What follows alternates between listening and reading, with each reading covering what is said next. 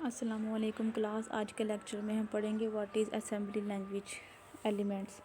Assembly language के elements कौन कौन से हैं। असेंबली लैंग्वेज के 4 एलिमेंट्स हैं।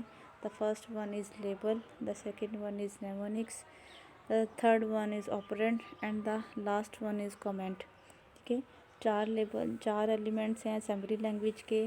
एक हमारे पास लेबल है, दूसरा हमारे पास नेमोनिक है, तीसरा हमारे पास ऑपरेंड है और चौथा हमारे पास नेमोनिक है। अब वन बाय वन डिस्कस कर लेते हैं कि लेबल क्या है, नेमोनिक क्या है, ऑपरेंड क्या है और कमेंट्स क्या होते हैं। चलिए सबसे पहले हम पढ़ते हैं व्हाट इज़ लेबल।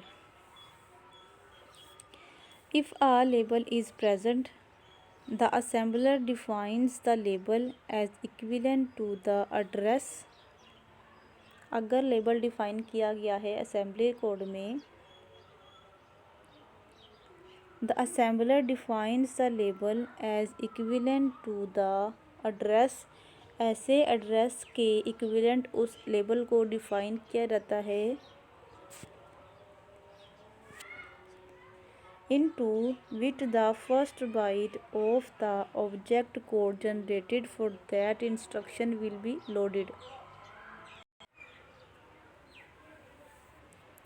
अगर लेबल प्रेजेंट हो असेंबली प्रोग्राम में तो असेंबलर क्या करता है, उस लेबल को इक्विवेलेंट कर देता है उस एड्रेस के जिसमें जो इंस्ट्रक्शन होती है that instruction will be loaded. जो इंस्ट्रक्शन लोड करनी होती है उसको क्या करता है, into which the first byte of the object code generated. ठीक है, the programmer may subsequently use the label as an address or as data in an other instructions address field। Programmer क्या करता है, the programmer may subsequently use the label को use करता है as an address के तौर पर और as data in an other instructions address field. और जो दूसरी इंस्ट्रक्शंस की एड्रेस फील्ड होती है वहाँ पर एज अ डाटा इस्तेमाल किया जाता है। The assembler replaces the label with the assigned value. असेंबलर क्या करता है,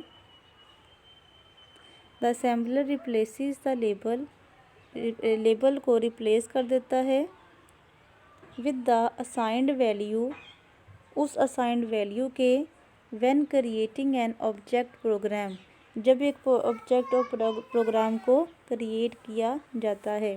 labels are most frequently used in branch instructions. जो ब्रांच इंस्ट्रक्शंस होती हैं ज़्यादातर लेबल्स वहाँ पर इस्तेमाल किए जाते हैं। As an example, here is a program fragment L2 colon sub EAX EDX। Subtract करो कंटेंट्स ऑफ रजिस्टर्स EDX, जो EDX में रजिस्टर में जो कंटेंट्स पड़े हुए हैं from the contents of EAX, और EAX में जो कंटेंट्स पड़े हुए हैं इनको सब्ट्रैक्ट करो and stores the result in EAX, और जो रिज़ल्ट होंगे वो EAX में स्टोर करो। ठीक है,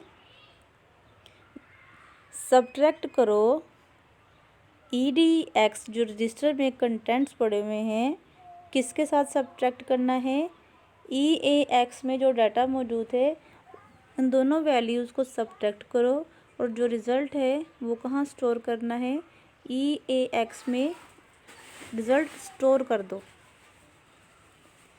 नेक्स्ट है L2 जंप टू L2 जो है उसके ऊपर जंप कर जाओ if result of subtraction is positive. अगर जो सब्ट्रैक्शन का रिज़ल्ट है वो पॉजिटिव है तो क्या करो, L2 यानी कि ये जो इंस्ट्रक्शन है इसके ऊपर जंप कर जाओ।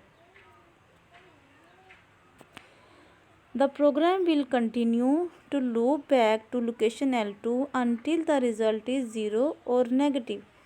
जब तक रिज़ल्ट ज़ीरो या नेगेटिव नहीं हो जाता तब तक ये लूप चलती रहेगी और जो इंस्ट्रक्शन है वो L2 पर जंप होते रहेगा। Thus when the JG instruction is executed, जब जे इंस्ट्रक्शन एग्जीक्यूट होती है, if the result is positive, जब ये जे वाली जो इंस्ट्रक्शन है ये तब एग्जीक्यूट होगी जब रिज़ल्ट पॉजिटिव होगा। तो the processor place the address equivalent to the label L2 in the program counter. Previous lectures में हमने स्पेशल पर्पस रजिस्टर्स के बारे में पढ़ा था। उसमें हमने एक रजिस्टर देखा था प्रोग्राम काउंटर। ये ऐसा रजिस्टर है जो नेक्स्ट इंस्ट्रक्शन होती है, जिस इंस्ट्रक्शन एग्जीक्यूट होना होता है उसका एड्रेस किस रजिस्टर में मौजूद होता है, प्रोग्राम काउंटर रजिस्टर में उसका एड्रेस मौजूद होता है, जिसको शॉर्ट फॉर्म में हम कहते हैं PC। Reasons for using a label include the following.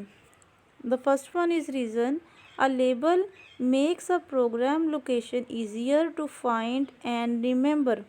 Programme की लोकेशन को फाइंड करना और रिमेंबर करना आसान हो जाता है due to label. The second one reason is that the label can easily be moved to correct a program. हम लेबल के थ्रू एग्जैक्ट उसी पॉइंट पर पहुंच सकते हैं जहां पर हमने प्रोग्राम को करेक्ट करवाना होता है। The assembler will automatically change the address in all instructions that use the label when the program reassembled. जब प्रोग्राम को रीअसेंबल किया जाता है, assembler automatically change the address in all instructions that use the label. The third one reason is that the program does not have to calculate relative or absolute memory addresses but just uses labels as needed. जो programmer होता है उसको calculate करने की ज़रूरत नहीं है absolute address को और रिलेटिव एड्रेस को जब लेबल्स प्रोग्राम में मौजूद होते हैं। तो ये देखें, assembly language statement structure. Assembly language का जो स्ट्रक्चर है इसमें 4 एलिमेंट्स होते हैं। पहला हमारे पास है लेबल, दूसरा हमारे पास है नेमोनिक, तीसरा हमारे पास है ऑपरेंड, चौथा हमारे पास है कमेंट। लेबल्स ऑप्शनल होते हैं, ये यूज़र प्रोग्रामर की मर्ज़ी होती है यूज़ करे या ना। नेमोनिक्स ऑपकोड नेम होता है और डायरेक्टिव नेम होता है और मैक्रो नेम होता है।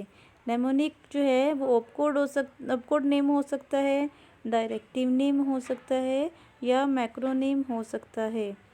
ऑपरेंड्स 0 और मोर।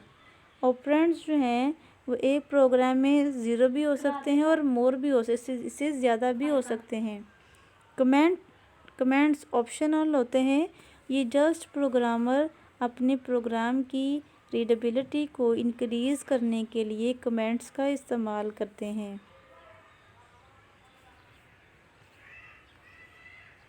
The second one element is mnemonic. The mnemonic is the name of the operation. ये ऑपरेशन का नेम है और फंक्शन या किसी फंक्शन का नेम है of the assembly language statement. As discussed subsequently, a statement can correspond to a machine instruction, an assembler directive or a macro. In the case of machine instruction, a mnemonic is the symbolic name associated with the particular code. जैसा कि हमने पढ़ा था कि जो mnemonic है वो क्या हो सकता है, ऐसी स्टेटमेंट हो सकती है जो कि मशीन इंस्ट्रक्शन हो, असेंबलर डायरेक्टिव हो सकता है या कोई मैक्रो हो सकता है। ठीक है, in the case of machine instruction, अगर जो नेमोनिक है वो मशीन इंस्ट्रक्शन है, a mnemonic is the symbolic name. तो नेमोनिक जो है वो सिंबॉलिक नेम होगा associated with the particular code, जो कि एक पर्टिकुलर कोड के साथ एसोसिएट किया हुआ होगा। टेबल ये जो है टेबल नेक्स्ट जो है इसको मैं दिखाऊंगी आपको। 12.8 लिस्ट द नेमोनिक्स। एक जो टेबल है उसमें कुछ नेमोनिक्स को लिस्ट किया हुआ है और इंस्ट्रक्शन नेम और कुछ इंस्ट्रक्शंस के नेम हैं of many of the x86 instructions. The appendix A of card 06 lists the x86 instructions together with the operands for each and the effect of the instruction on the condition codes. Appendix B of the NASM manual provides a more detailed description of each x86 instruction. Both the documents are available at this. Okay, third one हमारे पास है operands. N assembly language statement include zero और मोर operands. एक assembly language के जो programme है उसमें zero operand भी हो सकता है या ज़ीरो से ज़्यादा मीन्स वन हो सकते हैं, टू हो सकते हैं या इससे भी ज़्यादा हो सकते हैं. Each operand identifies an immediate value. जो हर ऑपरेंड होता है वो अपनी इमीडिएट वैल्यू को बताता है. इमीडिएट वैल्यू मैंने आपको बताया था ऐसी वैल्यू होती है जो कि स्टेटमेंट के अंदर ही मौजूद होती है. रजिस्टर वैल्यू वो कोई रजिस्टर वैल्यू हो सकती है और आ मेमोरी लोकेशन या फिर वो कोई मेमोरी लोकेशन हो सकती है. Typically the assembly language provides conventions for distinguishing among the three types of operands, references as well as conventions for indicating addressing mode. For the x86 architecture, an assembly language statement may refer to a register operand by name. Figure P.2 illustrates the general purpose x86 registers with their symbolic name and their bit encoding. The assembler will translate the symbolic name into the binary identifiers for the registers. ये जो registers हैं मैंने आपको previous lectures में general purpose registers के बारे में बताया हुआ है कि AX रजिस्टर में क्या होता है, BX में क्या होता है, CX में, DX में क्या होता है, ये मेमोरी में कितनी बाइट लेते हैं, क्या हम इसको सेपरेटली यूज़ कर सकते हैं या नहीं, या AH AL वगैरह हमारे पास क्या हैं, ये मैंने आपको प्रीवियस लेक्चर में भी सारा बताया हुआ है. ठीक है, तो लास्ट हमारे पास है comment. All assembly languages allow the placement of comments in the program. A comment can either occur at the right hand end of an assembly statement or can occupy an entire text line. In either case, the comment begins with the special character that signals to the assembler that the rest of the line in a comment and is to be ignored by the assembler. Typically, assembly language for the x86 architecture uses a semicolon for the special characters. वहाँ पर अगर हमने comments वगैरह लिखने होते हैं तो semicolon का इस्तेमाल करते हैं, सेमीकोलन लगाते हैं और अपने कमेंट्स जो हैं वो राइट कर लेते हैं. ये कमेंट्स जो हैं अपनी प्रोग्रामर जो होता है अपनी रीडेबिलिटी को इंक्रीज़ करने के लिए लिखता है, वहाँ पर कमेंट्स लिखता है.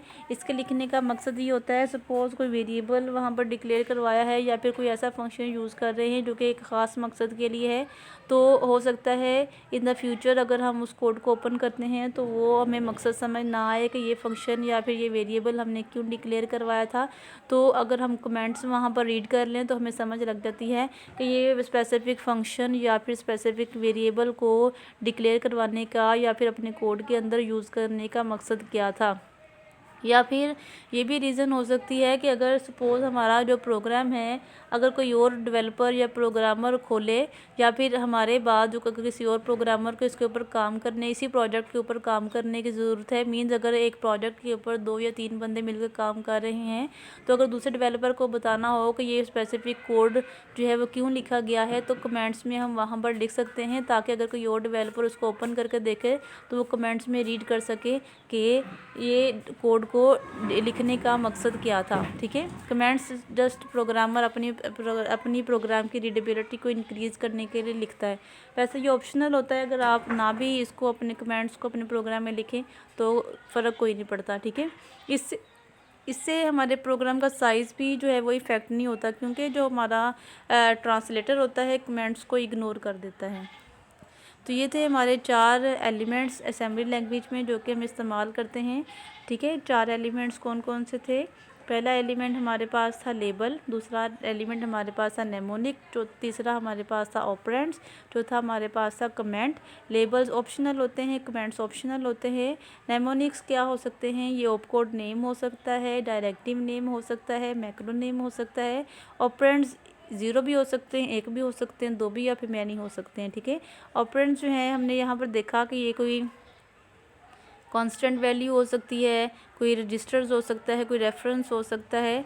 तो ऑपरेंड जो है मैंने आपको एक जो है वो असेंबली लैंग्वेज के कोड्स भी बताए हुए हैं, वहाँ पर भी ऑपरेंड्स के बारे में बताया हुआ है। तो यहाँ तक था आपका लेक्चर। अगर किसी पॉइंट के समय नहीं लगे तो आप मुझसे पूछ लीजिएगा। दुआ में याद रखिएगा। Take care. अल्लाह हाफिज़।